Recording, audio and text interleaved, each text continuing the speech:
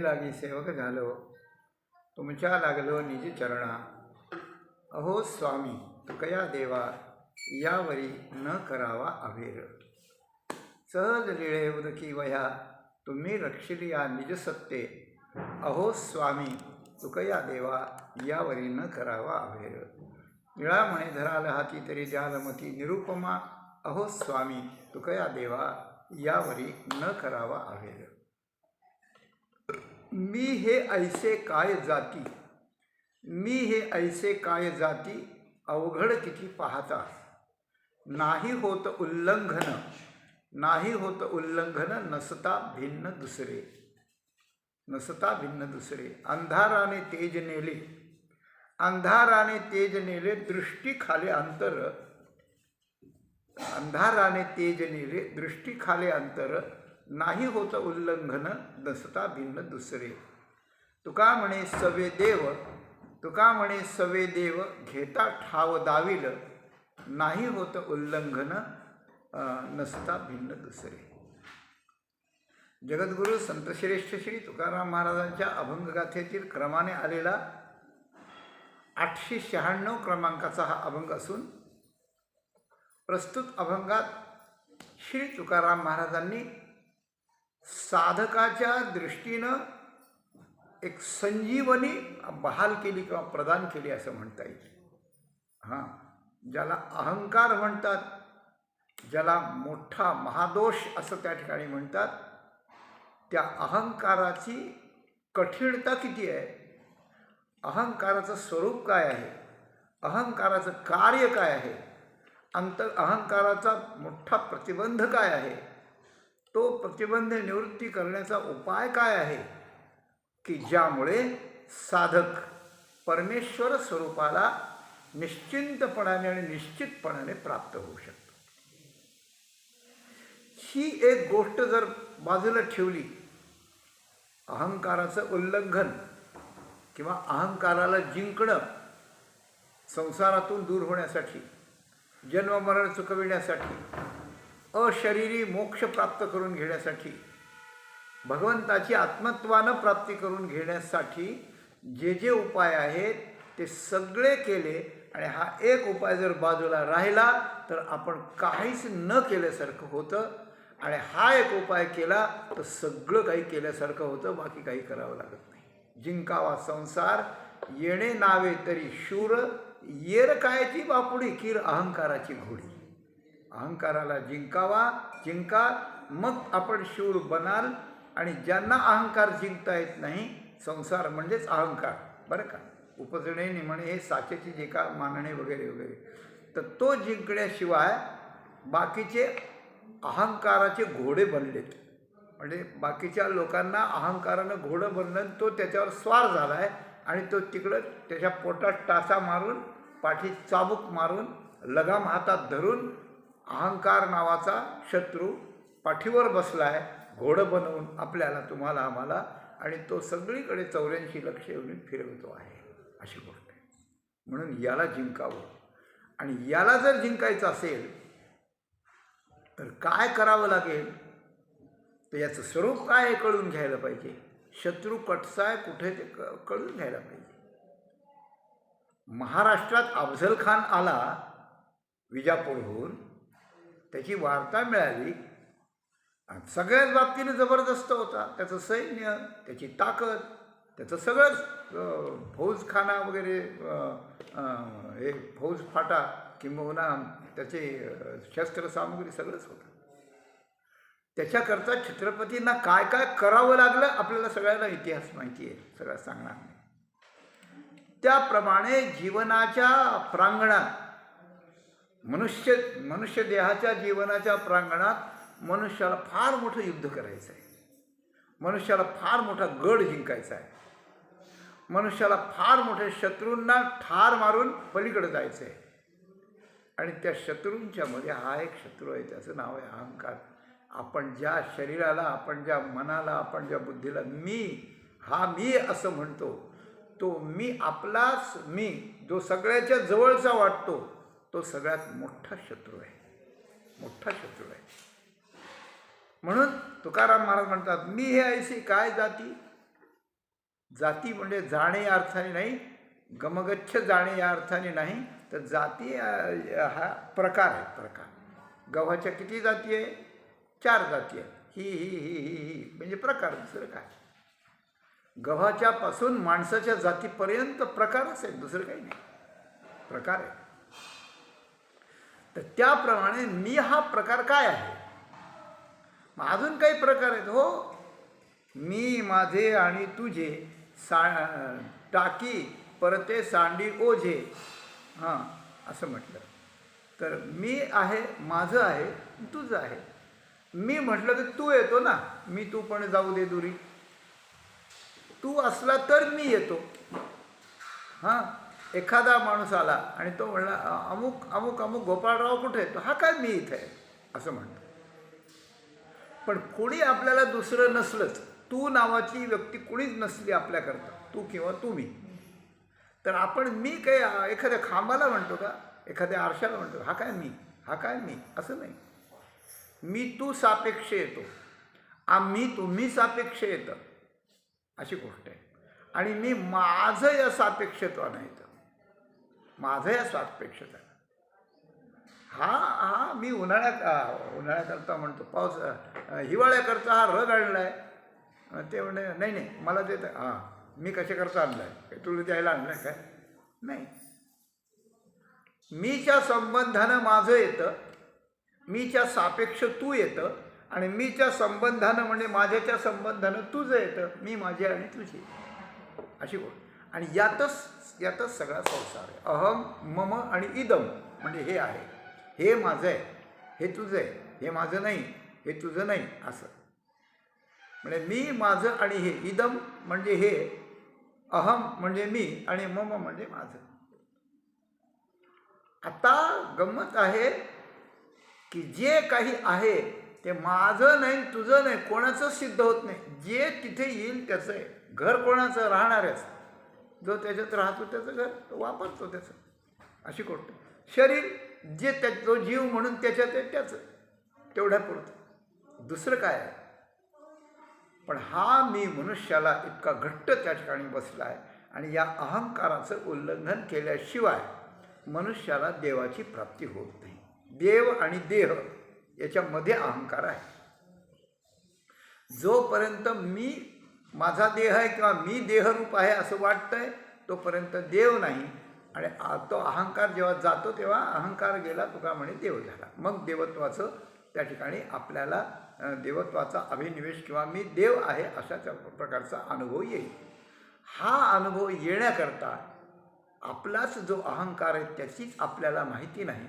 तसं घरात आपला एखादा नोकर असतो आणि तो सगळी कामं करीत असतो, पण एखादा माणूस त्याची जशी स्फोटक बातमी सांगतो की तुम्ही जर नोकर ठेवला तर कोण आहे माहिती काय, त्यांनी 10 खून केलेले आहेत आणि फरार होऊन इथं आलेला आहे, नोकरी शोधून तुमच्याकडे राहतोय आणि तुमची सगळी माहिती काढण्याचं काम त्यांनी चालवलेलं आहे.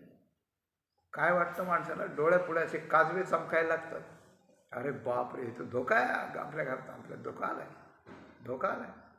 मग त्याला कसं काढायचं? काढलं तर तो शत्रुत्व करील. मग त्याला युक्ती पाहिजे काहीतरी. मग तोही न निघण्याकरता काय करतो? आपण त्याला काढण्याकरता काय करतो? आपल्याला आपला वाटणारा माणूस ज्याप्रमाणे धोकेबाज आहे असं आपल्याला कळतं, त्यावेळेला जसे आपले धाबे दणाणतात त्याप्रमाणे सगळ्या साधकाला, ज्याला ज्याला आपलं कल्याण करायचं आहे मनुष्य जन्मात, त्या सगळ्यांना तुकाराम महाराज या अभंगाने एक धक्का देतात. मी हे ऐसे काय जाती. तुम्हाला माहिती का तुमचा मी कोण आहे? ते तुमचा मी कोण आहे, तो कसा निर्माण झाला आहे, तो तुमच्या जवळ कसा आहे, तो तुम्हाला काय काय करणार आहे, तो तुम्हाला कुठं नेऊन काय करणार आहे ते बघा. भगवान गाई चालीत होते, एक नवीन वासरू आलं गाईत. वासरं चालीत होते पहिल्यांदा, तेव्हा नवीन वासरू आलं. लोक अरे कुणीतरी चुकारीच असेल, काहीतरी असेल. पण भगवंतानी ओळखलं, बळीरामदादांनी ओळखलंय, वासरू नाही आहे, हा असुर आहे, राक्षस आहे हा. वासरात वासरू म्हणून आलाय मिसळायला. मग त्याला मारलं. सगळी कथा मला नाही सांगायची, परंतु हे जसे वासरू वासरात गोपाळात येऊन मिसळतो राक्षस म्हणून, तसाच हा अहंकार म्हणून मिसळणार. आणि मग काम, क्रोध, मद, मत्सर, बळ वगैरे परिग्रह हे त्याचे पित्तू आहेत, हे त्याचे हाताखालचे आहेत, हा मुख्य आहे. तर हा कसा निर्माण होतो? लहानपणी हा वाटत नाही आहे म्हणून. लहान बालक असतं त्याला काही अहंकार असतो? नाही, अहंकार नाही, काम, क्रोध नाही, काही नाही, ते सुप्त असतात. तर हे जे शरीर आहे, हे शरीर एक क्षेत्र आहे, म्हणजे क्षेत्र आहे एक प्रकारचं. ते 36 प्रकाराने असं वर्णन केलं आहे. महाभूतान्य अहंकारो बुद्धिरव्यक्तमेवच अहंकारम बुद्धिरव्यक्त. हां, तेव्हा असं पंचभूत हे सगळं आहे, त्यात अहंकार आहे. तर हा अहंकार कसा आहे? तर आधी हा गुप्त रूपाने असतो आणि हळूहळू प्रगट होतो. कसा गुप्त असतो? तो असा गुप्त असतो की ज्याप्रमाणे जागतीय दशे स्वप्न लपाले असे नाना अवसे चंद्रगुढू, नाना अप्रौढ बाळकी तारुण्य राहे थोकी, का न फुलता कळिकी आमोदू जैसा, किंबहुना काष्ठी वन्ही जैसा किरीटी, तैसा प्रकृतीच्या पोटी गौप्य जो असे. 5 दृष्टांत दिले माऊलींनी, बरं का. जागतीय दशे स्वप्न लपाले असे, तो अहंकार दिसतच नाही, तो कुठेतरी लपून राहतो. चोर काय करतो? आधी लपून राहतो, मग काम करतो, आपलं उघडपणे येत नाही. तसा जागतीय दशे स्वप्न लपाले. आता मी जागा आहे, तुमच्याशी बोलतो आहे, आता मला स्वप्न पडण्याची शक्यता आहे का? जागण्यामध्ये नाही. मग जागता जागता जागता जागता माझी एनर्जी जेव्हा संपुष्टात येते तेव्हा मला डोळ्यावर झापड यायला लागते, मग झोप येते आणि झोप आली की पटकन स्वप्न पडतं. तर जागृती नावाच्या अवस्थेत जागतीय दशे जागृती नावाच्या अवस्थेत स्वप्न ही अवस्था जिची लपलेली असते. मग ती उघड कधी होते? झोप लागल्यावर उघड होते एखाद्या, जागेपणी नाही होत. स्वप्नाला पाले असे दृष्टांत दुसरा, ना तरी अवसे चंद्र गुढू.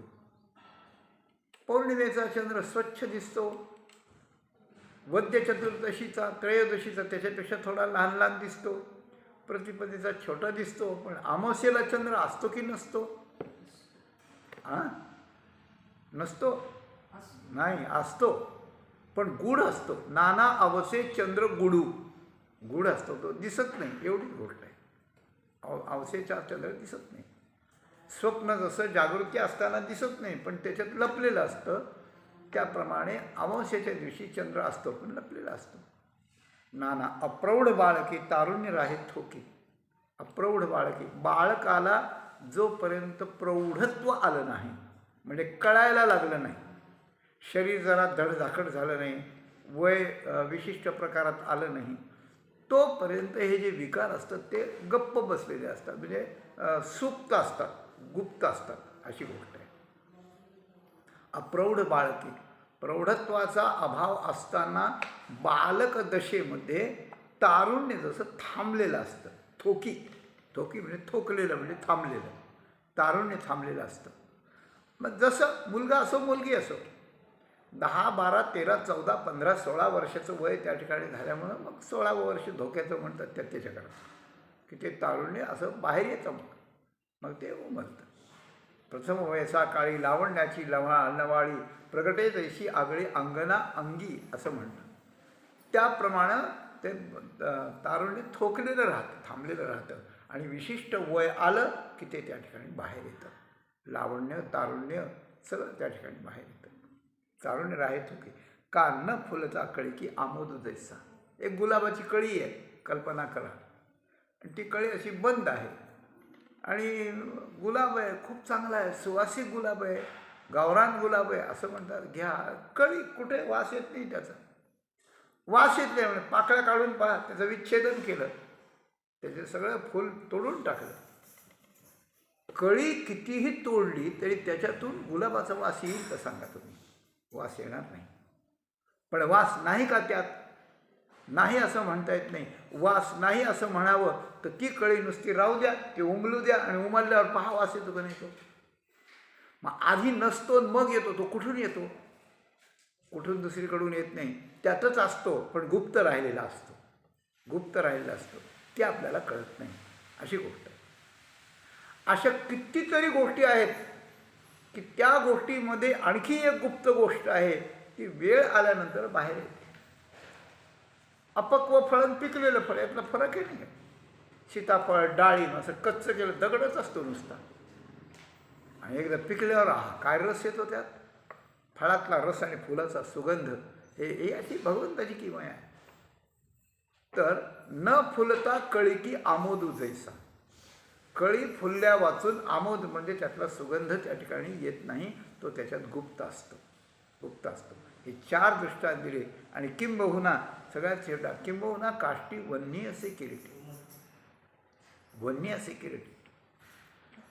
लाकडाच्या बनलेल्या, सागवान लाकडाच्या बनलेल्या व्यासपीठावर आपण प्रवचन करायला बसलो तर खाली काय पोळतं का हो? खाली बुडाला पोळायला लागतं का? नाही, पोळायला नाही लागत.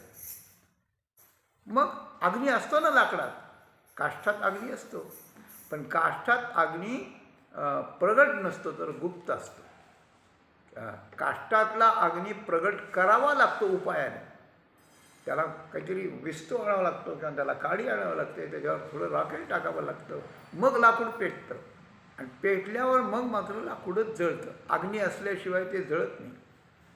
लोखंड जळत नाही तसं, तितक्या पद्धतीनं लाकूड जळतं. किंबहुना काष्टी वन्नी जैसा किरीटी. हे 5 दृष्टांत दिले की एका वस्तू दुसरी वस्तू गुप्त असते, त्याप्रमाणे वन्नी जैसा किरीटी तैसा प्रकृतीच्या पोटी गौप्य जो असेल, त्याप्रमाणे प्रकृती काष्टात अग्नी जसा गुप्त असतो तसा प्रकृतीच्या पोटात हा गुप्त असतो, ही गोष्ट आहे.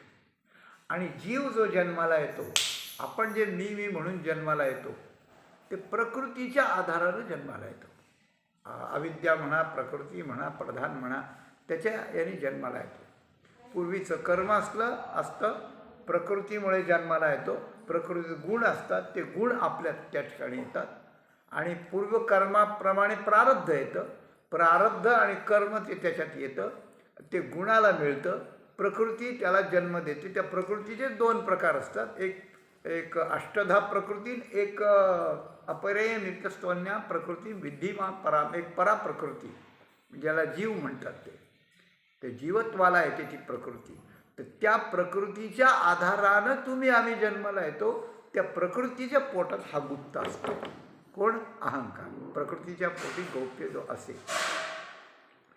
मग कसा गुप्त असतो? आता प्रगट कसा होतो? आता बघा, फूल उमलल्यावर जसा आमोद म्हणजे सुगंध प्रगट होतो, काष्ट पेटवल्यावर जसा त्यातला अग्नी प्रगट होतो, त्याप्रमाणे प्रकृतीतून प्रगट कसा होतो त्याला पुन्हा एक दृष्टांत दिला. जैसा ज्वरू धातू गतू अपथ्याचे मीस पाहतो, मग झालिया आतू बाहेरी व्यापी. बरं का? त्याप्रमाणे ज्वर असतो. ज्वर म्हणजे ताप किंवा ज्वर म्हणजे रोग.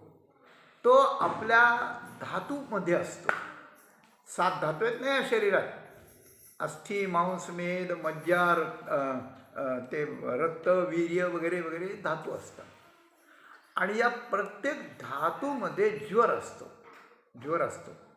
आणि त्यात म्हणजे जसं कफ, वात, पित्त असतं, तसं त्याप्रमाणे नाना प्रकारचे रोग असतात. आयुर्वेदामध्ये सांगितलं आहे की या शरीरात आणि शरीरातल्या पदार्थात 72,000 प्रकारच्या रोगाची बीजच सामावलेली आहेत. पण ते सगळे वर येत नाही. वर आल्यावर माणूस मरूनच जाईल लगेच. पण माणूस जो जगतो ते त्याचं संतुलन असतं. आणि माणसाने पण पथ्य पाळावं लागतं. माणसाने आहार कसा घ्यावा, माणसाने विहार कसा करावा, विषय किती भोगावेत, त्याच्यानंतर त्याची व्यवस्था कशी ठेवावी, त्याला खाणं पिणं काय द्यावं, यावर मनुष्य निरोगी राहू शकतो. बरंच प्रारब्धानं आला एखादा उद्भर तर अपवाद म्हणून सोडा, पण बाकीचं. पण तो अपथ्याचं निमित्त पाहत असतो. एखादा साप बिळत असला तर तो गुप्त असतो, तो काही नाही करत, आपल्याला कळतं नाही तो आहे बिळत म्हणून. पण जर पाऊस आला आणि त्या बिळात पाणी गेलं तर सळकन वर येतो. तो मग वर येतो. त्याप्रमाणे शरीराला अपथ्य झालं आणि कफवात पित्ताचं संतुलन सुटलं आणि शरीरात जर त्या ठिकाणी क्षोभ निर्माण झाला तर तो आतला साप जसा सळसळ करीत बाहेर येतो, त्याप्रमाणे जैसा ज्वर धातुगत अपथ्याचे विष पाहतं, मग झालिया. काय झालिया? अपथ्य झालिया. आत बाहेरी व्यापी. मग आतही व्यापतो, बाहेरही व्यापतो. आत व्यापतो म्हणजे आत वेदना व्हायला लागतात, आत त्या ठिकाणी मनुष्याची तडफड व्हायला लागते. आणि बाहेर म्हणजे सगळ्या कातड्यावर पुढे येतात, तोंड येतं, फोडं येतात मोठाले. अशा प्रकारचं आत व्यापतो, बाहेर व्यापतो, दोन्हीकडे व्यापतो.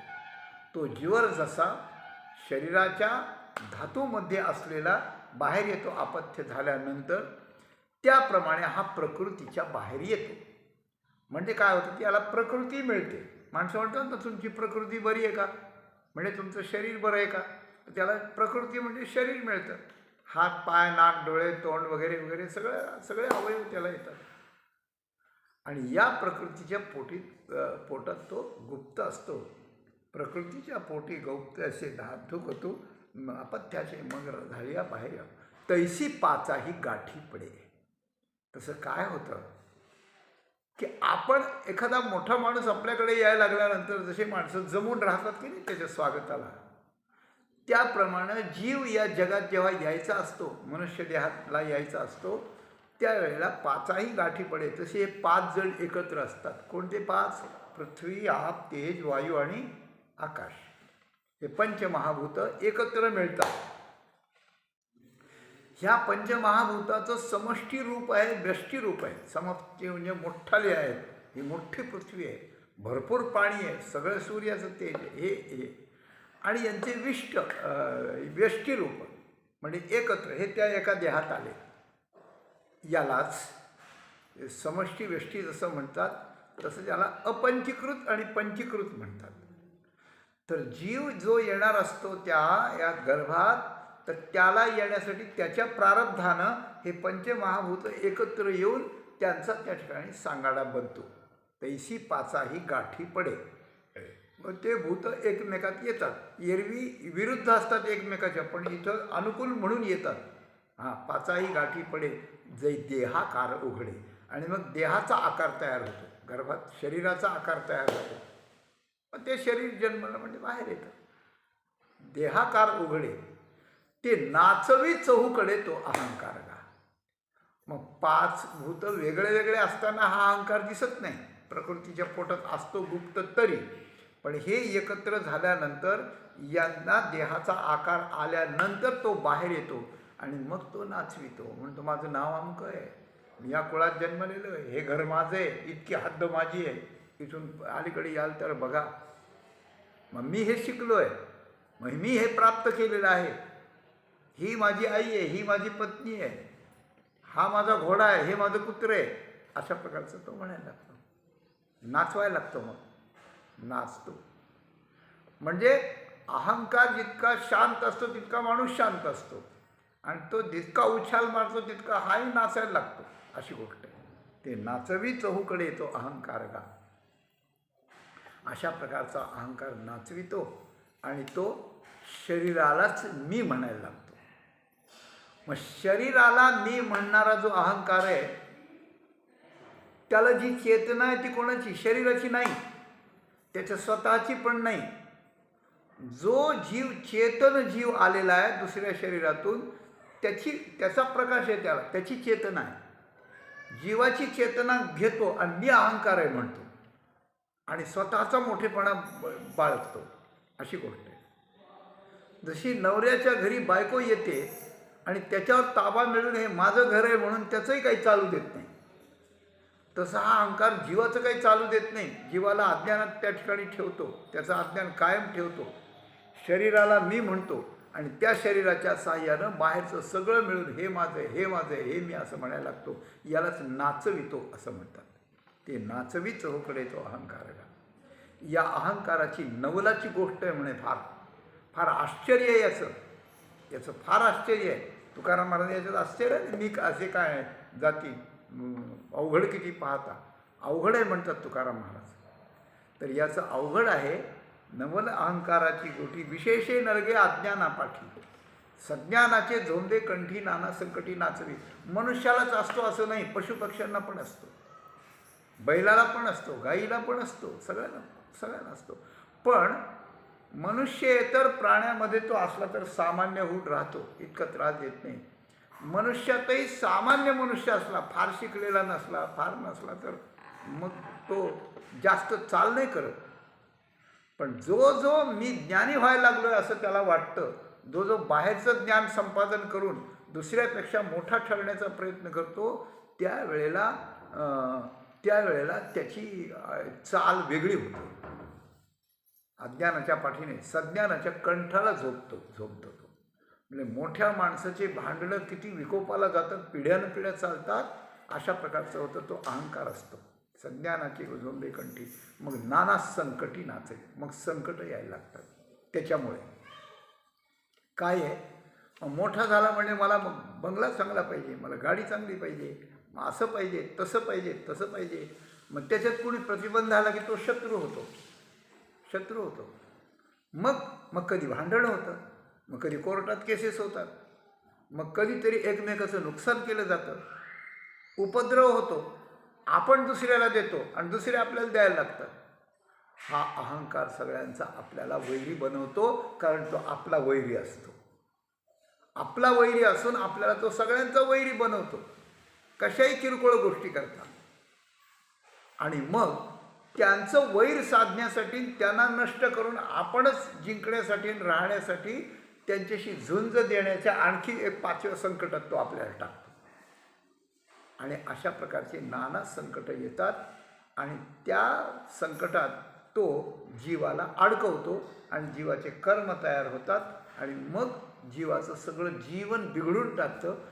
याला सगळ्यात जबाबदार जिम्मेदार हा अहंकार आहे, लक्षात ठेवा. खूप जवळ आहे पण खूप मोठा शत्रू आहे. हे सांगितलं मनुष्य देहात आल्यानंतर तो काय करतो इथपर्यंत. पण इतकंच नाही आहे, हा देह सोडून दुसऱ्याकडे गेलं तरी तो बरोबरच, कुठं गेलं तरी तो बरोबरच असतो, बरोबरच असतो. कसा बरोबर असतो, काय करतो, तर त्याचं बरोबर असणं असं आहे की त्याचं 18 अध्यायात वर्णन आहे बरं का, की तो काय करतो. जो न मोकली मारोली, विषय असा आहे तिथला की मोक्षरूपी लक्ष्मीच्या घरी जायला निघालेले, म्हणजे मोक्ष प्राप्त करून जायला निघालेले जे साधक आहेत त्यांना तिकडं जाऊ न देण्याकरता जे वैरी आडवे येतात, त्या वैऱ्यांची एक यादी आहे. कामं क्रोधम, काय अहंकारम बलम दर्पम कामम क्रोधम परिग्रहम. काम, क्रोध, परिग्रह, बल, दर्प आणि अहंकार हे 6 शत्रू आहेत. हे 6 शत्रू आहेत आणि ते 6 शत्रू जीवाला मोक्षाकडे जाऊ देत नाही, ते आडवे येतात. पण आता पहिल्या ज्या ओव्या आपण पाहिल्या त्याचं स्वरूप ते सामान्य माणसाचं स्वरूप आहे आणि आताच्या अहंकाराचं जे वर्णन आहे ते साधकाच्या दृष्टीने आहे. जो साधना करायला निघाला आहे, दंड ठोकून संसाराला पाठ देऊन जो निघाला आहे, मला परमेश्वराकडे जायचं आहे, आणि असा जर मोक्षाकडे चालला तर हे 6 शत्रू पुऱ्या बळानिशी त्याला मारण्यासाठी आडवे येतात. मग विश्वामित्राचं काय झालं, जमदग्नीचं काय झालं, अमकेचं काय झालं, हे जे उदाहरण आहेत ना ते ह्या शत्रूचे. कोणाला मत्सर, कोणाला अहंकार, कोणाला काही. तर सगळ्यात सेनापती तो हा अहंकार आहे. तेच आडवावया आले. मोक्षाकडे जाताना जे आडवायला आले ते दोष वैरी म्हणजे कामक्रोध हे जे धोपटीले त्यांना चांगलं सळकून काढलं कोणी, त्या साधकाने. तर तया माझी पहिले देहाहंकार, शरीराच्या ठिकाणी असलेला अहंकार हा त्या 6 शत्रूतला मुख्य सेनापती आहे. आणि सेनापती मारला की सेना गळून जाते, पळून जाते, म्हणून सेनापतीला मारलं जातं. तर हा सेनापती किती बलवान आहे याचं माप तिथं दिलं आहे. भगवान नरकासुराला मारायला गेले भगवान श्रीकृष्ण, पण त्याचं वर्णन सांगितलं असं की तो आणि त्याचा सेनापती मूळ किती पराक्रमी, त्यांच्याजवळ काय काय तप आहे, त्यांच्याजवळ काय काय शस्त्रास्त्र आहे, त्यांची तटबंदी कशी आहे, त्यांची संरक्षण योजना कशी आहे, हे जसं असतं त्याप्रमाणे माऊलींनी मोक्षाकडे जाणाऱ्या साधकाला अडवायला जे वैरी येतात त्यातला सेनापती जो असतो त्यातलं बळ काय आहे ते सांगतात. जो न मोकली मारोनी, जीवो नेदी उपजवुनी, विचंबवी खोडा घालुनी हाडाचिया, तयाचा देह दुर्गा हा थारा, मोडून घेतला बीरा, आणि बळ हा दुसरा मारला बैल. रूपक करायचं म्हणलं की व्यवस्थित सगळंच. तर त्याला काय केलं, तो कसा आहे, जो न मोकली मारून. एखाद्या शत्रूने आपल्या शत्रूला मारलं, त्याचा जीव गेला, संपलं. पुढं काय नाही, साधं काम, मेला की संपलं. पण एखाद्याचा क्रोध त्याला मारून टाकल्यावर सुद्धा थांबत नाही, तसा अहंकार आहे. तो मारून टाकतो पण मोकलून देत नाही, म्हणजे सोडून देत नाही. मेलं गेलं, जाऊ द्या आता चला आपल्या कामाला. नाही, तो मरून जिथे जातो तिथे तो जातो आणि पुन्हा त्याचा गळा धरतो. असं त्याचं वर्णन आहे. त्याला महाभारतातलं एक उदाहरण आहे की ज्या वेळेला द्यूत खेळले, कौरवांनी मोठा अपमान केला, तेव्हा भीमानं प्रतिज्ञा केली की काय, दुःशासनाच्या नरडीचं रक्त पिईन मी, त्याला ठार मारीन. मग ते वेळ आल्यानंतर दुःशासनाला मारलं, त्याचं रक्त पिला, पण थांबला नाही भीम त्याला मारीत राहिला, त्याला तुडवीत राहिला आणि त्याच्या हाडा मांसाचा असा गोळा केला त्याने. तरी तो गोळा पुन्हा कणिक चिंबतात बायका तसं चिंबूच लागला. सगळे म्हणायला लागले की अरे भीमा तो मेला आहे, किती वेळ झाला आहे मेलेला, तो आता काय करतो त्या शरीराला, नाही करून दिवस झालं आहे सगळं ते, आता काय करतो. तेव्हा नाईलाजाने तेव्हा भीम म्हणलं, दुःशासन तुझं अजून पाहिलं असतं, पण तुला मृत्यूने पाठीशी घातलं रे, तुला मृत्यू सहाय्य झाला रे, म्हणून मला काही करता येईना. म्हणजे ज्याप्रमाणे दुःशासनाला ठार मारल्यावरही भीम शांत होत नाही, त्याप्रमाणे तुम्हा मावला ठार मारून सुद्धा त्या ठिकाणी तो अहंकार शांत होत नाही. माऊलीनं सांगायचं, जो न मोकली मारून, मारतो पण मोकलीत नाही. मग काय करतो? मग दुसरीकडे जन्म येतो. इकडं त्याला मारलं की तो पुन्हा गुप्त होतो, मारेपर्यंत राहतो, मारल्यानंतर गुप्त होतो. बरं का? कोणाला? आपल्याला. अहंकार आपल्याला मारतो. बरं, जो अहंकार आपला मित्र समजतो, ज्या अहंकाराला आपण मीच आहे समजतो, म्हणून मी हे ऐसे काय जाते, मीच हे समजतो, तो आपल्याला मारून टाकतो. प्रगट होऊन नाना संकटात नाचवून, आणि मारायच्या वेळेला पुन्हा आपल्यातच गुप्त होतो. मग तो जीव कर्म भोगायला जातो यमलोकाकडं, आणि तिथून एखाद्या जन्माला जातो. तर जन्माला येताना परत त्याच्यात गुप्त रूपाने तो प्रगट होतो, गुप्त रूपानं प्रगट होतो. कोणा? हा जीव पुढे जन्माला गेला म्हणून न मोकली मारून पुढे जीव निधी उपजवून, उपजवितो पण जगू देत नाही, आणि मारून टाकतो पण मोकलीत नाही. हे दोन गोष्टी आहेत त्याच्या. मारून टाकतो पण सोडित नाही, तो त्याच्याबरोबर जातो, जन्माला घालतो, आणि जन्माला घातल्यावर त्याला नीट जगू देत नाही. परत त्याला असं नाना संकटात नाचवायला लागतो, परत त्याला शत्रू तयार करतो, परत त्याला झुंज द्यायला लागतो, परत मारून टाकतो. म्हणजे जन्माला घालायचं पण जगू द्यायचं नाही, मारून टाकायचं, आणि मारून टाकायचं पण त्याला सोडायचं नाही, त्याच्याबरोबर जाऊन पुन्हा त्याला जन्माला घालायचं. असं किती करतो याला माप नाही. याचं गणितच नाही, कुठेच नाही गणित याचं गणित कुठेच नाही, लक्षात ठेवा. तर अशा प्रकारचा जो मारतो मोकलतो, तर त्याचा देहदुर्गा हा थारा मोडून घेतला. ज्या शरीराच्या आधारानं तो राहिला, तो थाराच मोडून घेतला. एकाच्या घरी पाहुणा आला, राजा होता, आणि पाहुणा आल्यानंतर मोठा टाप टीप पॉश अशा प्रकारचं सूट बीट सफारी घालून छान आला अगदी. नोकरांनी पाहिलं, कोण आहेत तुम्ही? म्हणे, मी मामा आहे. राजघराण्यात आलं, मामा आहे. मग राजाला कोणतरी कळलं मामा आले, आणि त्यांना व्यवस्था करा, उत्तम व्यवस्था करा त्यांची. मग त्यांची राहण्याची व्यवस्था केली, खाण्याची केली, पिण्याची केली, राहिले. राजा भेटला त्यांना. राजा, कोण तुम्ही? आपण, मी मामा आहे. राजाला वाटलं राणीचा मामा असं. राणीला भेटला, कोण तुम्ही? मामा. तिला वाटलं राजाचा असं. राजा राणीची भेट काही लवकर झाली नाही. ज्याचे त्याच्या कामात 1 2 दिवस, 4 दिवस, 5 दिवस राहिले, आणि सहज राजाच्या लक्षात आलं की मामा किती दिवस राहतात हे. मग राणीला सांगितलं की तुझे मामा मोकळे दिसतात कामातून. त्यामुळे माझे मामा, परत बोला बरं तुम्ही. ती राणी होती. मग कळलं हा राजाचाही नाही, राणीचा नाही, कोणाचाच मामा नाही.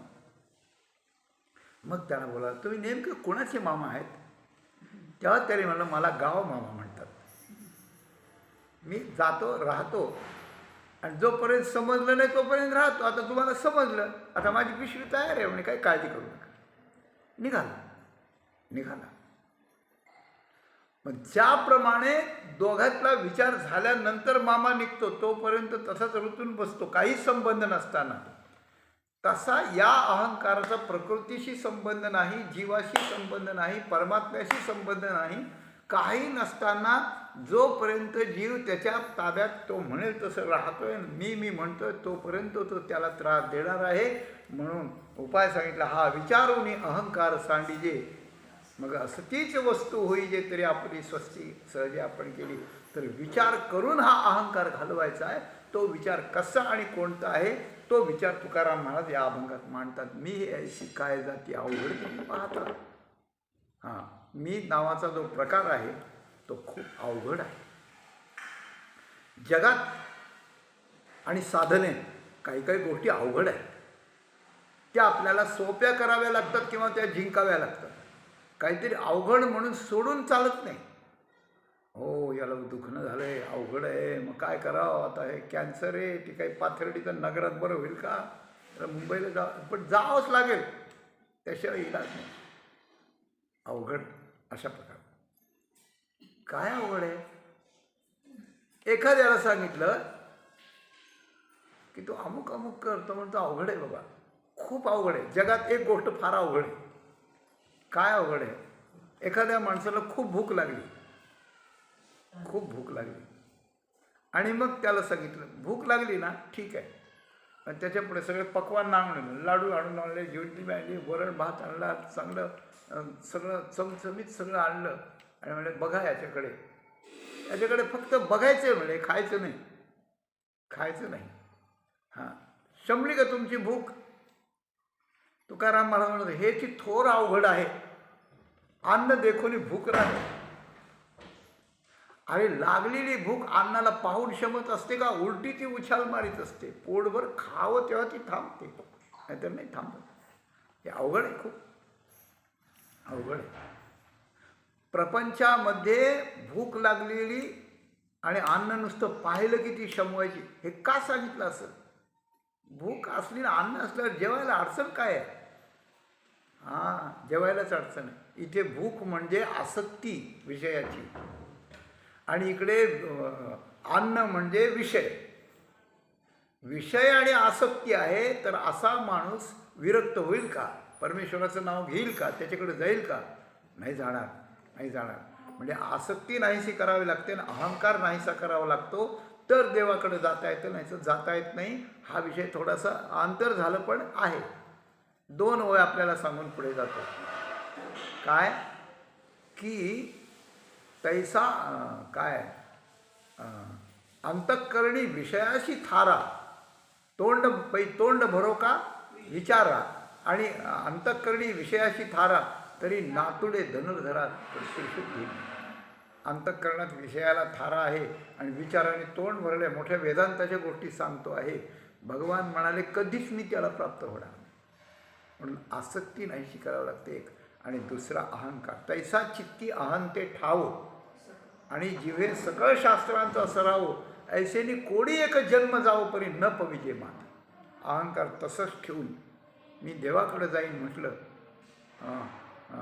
सगळे शास्त्र मुखोद्गत आहेत, कशावरही व्याख्यान अस्खलितपणे 2 तास लोकांना खेळवून ठेवता येते, अशा प्रकारचा विद्वान महात्मा ठरलेला आहे. पण चित्तात जर अहंता असेल, तैसा चित्ती अहंते ठावो, आणि जिवे सकळ शास्त्रांचा कोट्यावधी जन्म घेऊन हे व्याख्यानं केले तरी मी त्याला स्वप्नात सुद्धा भेटणार नाही अर्जुना, असं भगवान म्हणतात. म्हणून हा अहंकार आसक्ती जिंकावी. तर आसक्ती म्हणजे प्रेम देवावर ठेवावं, आणि अहंकाराला विचारानं त्या ठिकाणी परास्त करावं. विचारानं, विचारोनी अहंकार सांडली. तुकाराम महाराज ते म्हणतात. हां, तर त्याच्याकरता व्यवहारात अहंकार जिंकणं आणि आसक्ती जिंकणं अवघड आहे, आणि परमार्थात बहु अवघड आहे. संत भेटी तरी जगजेची करुणा केली.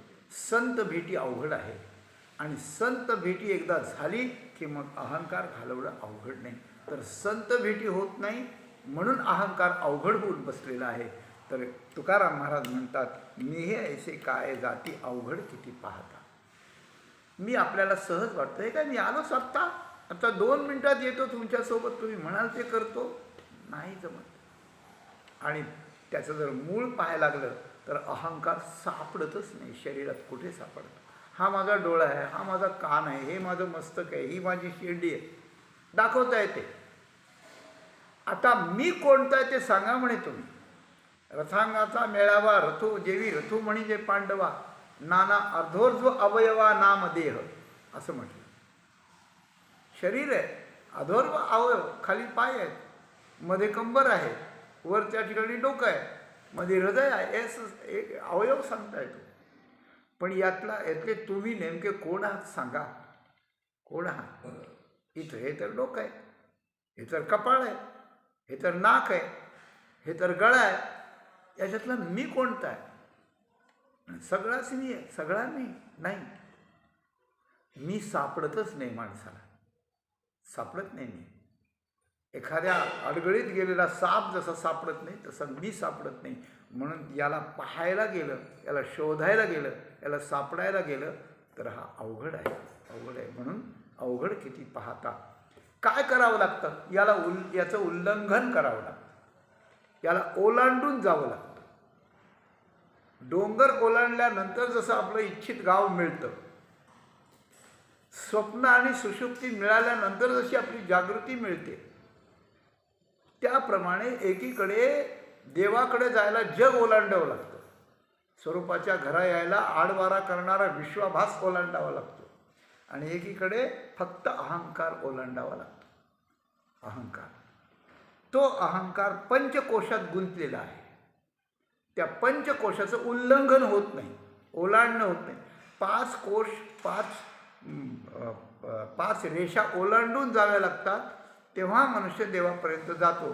तर या 5 कोश आहेत. याला एकाला वेदांतामध्ये अन्नमय कोश, प्राणमय कोश, मनोमय कोश, विज्ञानमय कोश आणि आनंदमय कोश असं म्हणतात. तर पहिल्यांदा अन्नमय कोश असतो. तुम्ही बसा प्रवचन ऐकायला, आपण प्रवचन करीत राहू दुपारी 2 वाजेपर्यंत. तुम्ही म्हणाल नाही 12 वाजले, आता सोडा, आम्हाला भूक लागली, जेवायचं आहे. अन्नमय कोश. शरीर त्याच्या वाचून हे राहतं. म्हणून अन्न नाही मिळालं की मनुष्य व्याकुळ होतो, मग त्याला विचार नाही, काही येत नाही, अशी गोष्ट आहे. पण या अन्नमय कोशामध्ये शरीर, प्राण आणि कर्मेंद्रिय हे येतात. मग पुढे प्राणमय कोश असतो. प्राण जोपर्यंत जिवंत आहे तोपर्यंत ते प्राण आणि कर्मेंद्रिय म्हणून त्या कोशाचं वर्णन आहे, बरं का. त्याच्यानंतर मनोमय कोश असतो. मनोमय कोशात कर्मेंद्रिय, प्राण आणि मन हे असतं. त्याच्यानंतर विज्ञानमय कोश असतो. त्या विज्ञानमय कोशामध्ये बुद्धी आणि ज्ञानेंद्रिय अशा प्रकारची असतात. आणि आनंदमय कोश म्हणजे झोपेत वगैरे आपल्याला जो आनंद मिळतो तो, ती सुषुप्ती अवस्था आहे. तर ती अवस्था आहे. तर हे 3 अवस्था, जागृती, स्वप्न, सुषुप्ती, स्थूल देह, सूक्ष्म देह आणि कारण देह, ह्या 3 गोष्टी जशा ओलांडाव्या लागतात, तशा 3 गोष्टीत मिळालेले 5 कोश हे ओलांडावे लागतात. आणि हे गुरुकृपेनं विचार करता करून ओलांडता येतात. विचार म्हणून हा विचारूनी अहंकार सांडिले. आणि मग ते पंचकोश उल्लंघन. तर महाराज म्हणतात काय, नसता भिन्न दुसरे, नाही होतं उल्लंघन. मी नावाची जी जाती, जो प्रकार आहे, त्याला पाहायला गेलं, शोधायला गेलं, तो इतका अवघड आहे. तो इतका अवघड का होऊन बसला, तर याचं उल्लंघन होत नाही. आणि याचं उल्लंघन करायला 5 कोशाचं उल्लंघन करावं लागतं. त्याच्यामुळे हा अवघड होऊन बसला आहे. तर नाही होत उल्लंघन, नसता भिन्न दुसरे. नसता भिन्न दुसरे, त्याचं एक कारण असं आहे की या शरीरात चेतना नावाचा जो प्रकार आहे, जीवात्मा, आत्मा आहे, बरं का. जीवातच हे पदार्थ आहेत की एक चैतन्य आहे की ते अलिप्त आहे, सगळ्यात वेगळंच आहे, ते दुसरं काहीच नाही, अशी गोष्ट आहे. समजा बाहेर एखादा मोठा लाईट लागला, त्याचा प्रकाश घरात आला घरात, तर घरातल्या पदार्थाशी त्या प्रकाशाचा काय संबंध आहे?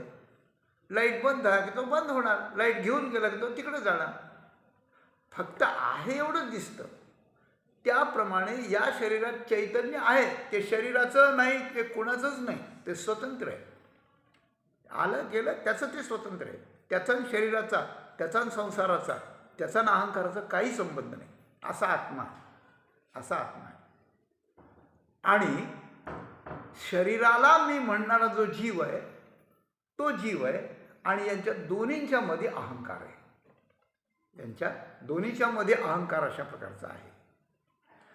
तो अहंकार बाजूला केला की जीवच आत्मा आहे आणि आत्माच जीव आहे. तिथले तिथंच आहे सगळं, दोन्ही पण. म्हणजे फक्त एक पडदा आहे, छोटासा पडदा मध्ये आहे. पडदामध्ये ज्याप्रमाणे गोचिड आणि दूध एक पडद्याआडच असतं, पण ते गोचिड दूध नाही पित, रक्त पितो.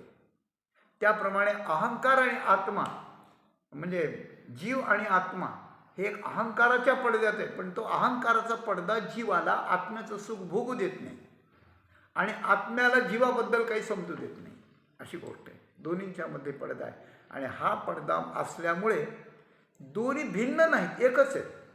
जीव म्हणजे आत्मा आणि आत्मा म्हणजे जीव आहे. तुमचा आमचा आत्मा लपलेला आहे आणि जीव उड्या मारतोय प्रपंचात मी म्हणून.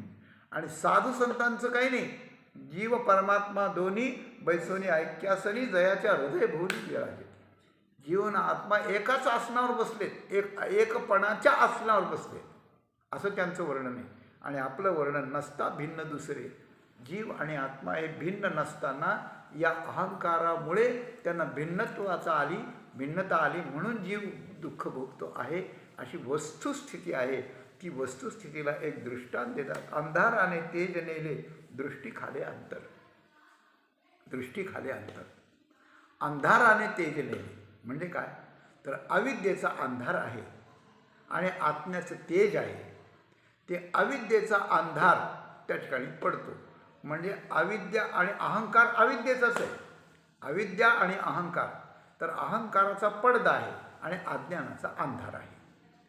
तर दोन प्रकाराने आहे की अंधारानं सूर्य झाकला तरी आपल्याला काही दिसत नाही आणि अंधाराने आपण डोळे झाकले तरी आपल्याला काही दिसत नाही. डोळे झाकल्यावर दिसत नाही. डोळे झाकल्यानंतर पुढे प्रकाश स्वच्छ पडलेला आहे, दिवस आहे, सूर्य आहे, ऊन पडलेले आहे, सगळे पदार्थ दिसतात, लांबपर्यंत सृष्टी दिसते, सगळी दृष्टी आहे. पण काय केलं, फक्त डोळे झाकले. डोळ्याच्या पापण्यात हे कातडं डोळ्याच्या आड आलं तर आता दृष्टी संपली. तर या कातड्यालाच खाल असं म्हणतात बरं का. दृष्टी खाले अंतर. दृष्टी डोळ्या आहे विवेकू तैसा असं म्हटलं. तर आपली दृष्टी म्हणजे आत पाहण्याची तेजदृष्टी आणि बाहेरचं हे काय, बाहेरचं सृष्टी. आपली दृष्टी सृष्टी. वेदांतानं दृष्टीवाद सांगितलं आहे, तिकडं जायचं नाही आपल्याला. पण बाहेर जर अंधार आला तर दृष्टी असून उपयोग नाही. पण अंधार नसला आणि आपण दृष्टी नुसती डोळा झाकून घातला म्हणजे एक पडदा आला कातड्याचा, खाल आला. या खालेनं अंतर केलं तर अंधारानं तेज नेले आणि दृष्टी खाले अंतर.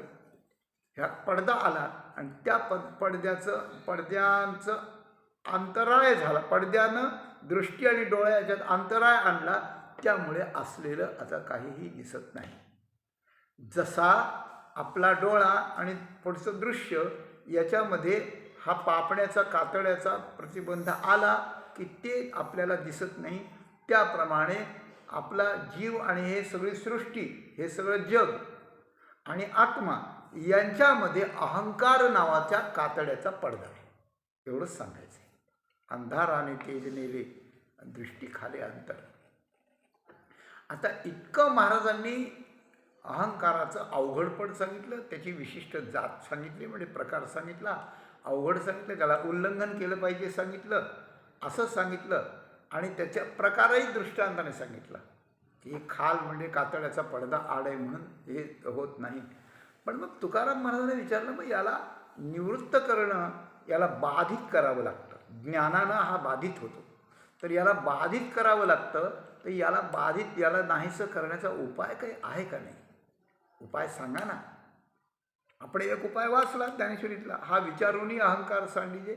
विचार करावा, सगळ्या तत्वाचा विचार करावा, आत्मतत्वाचा विचार करावा, जगाचा विचार करावा, देहाचा विचार करावा, देह कसा झाला आहे, कुठून आला आहे, काय त्याच्या कारणाचा विचार करावा, कर्म अविद्या वगैरे काय असेल ते, आणि मग अहंकाराचा विचार करावा. आणि अहंकाराचा विचार केल्यानंतर मग हे मी नाही, मग मी काय आहे, तर मी परमात्मा आहे, सगळीकडे सर्वव्यापी परमात्मा आहे. म्हणजे ब्रह्मसाक्षात्कार हा मीचा बाध झाल्याशिवाय होत नाही. आणि हा मीचा बाध साधक बाधक विचारानं, आत्मानात्म विचार, नित्यानित्य विचार, शास्त्राचा विचार, वेदांत शास्त्राचा विचार हा आपल्याला सद्गुरूंच्या समोर बसून करावा, पायापाशी बसून करावा लागतो. ज्यांना अनुभव आहे ते आपल्याला विचार सांगतात.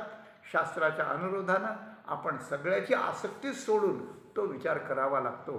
पण तो विचार करणं सगळ्यांना शक्य आहे काय, असं जेव्हा येतं त्यावेळेला तुकाराम महाराज एक सुंदर उपाय सांगतात. तुका म्हणे सवे देव घेता ठाव दावील.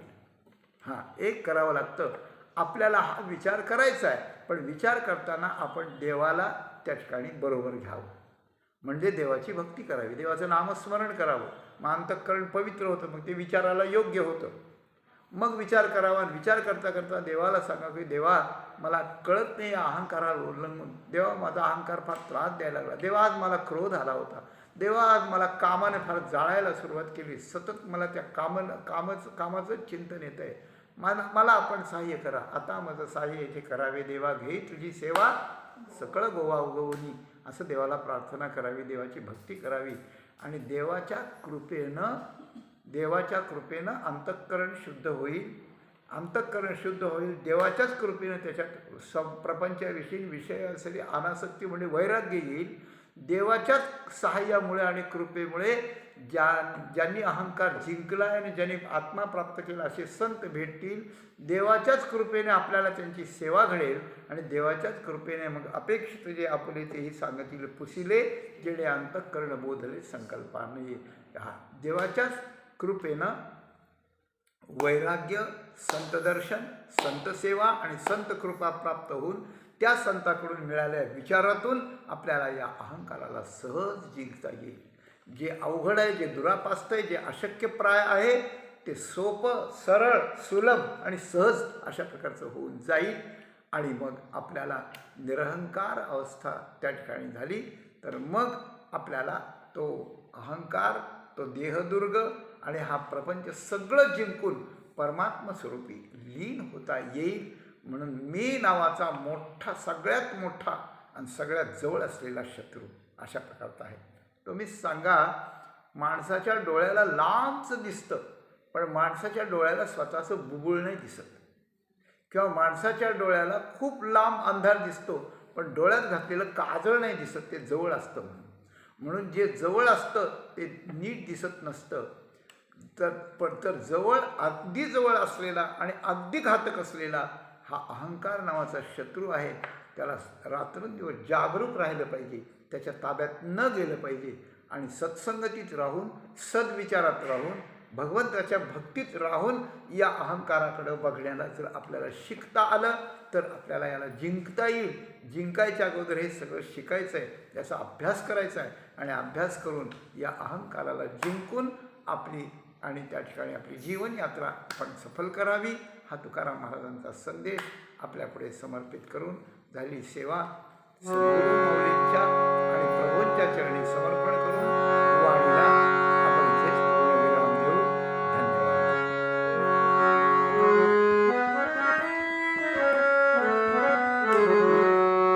तुका म्हणे सबे देव, तुका म्हणे सबे देव,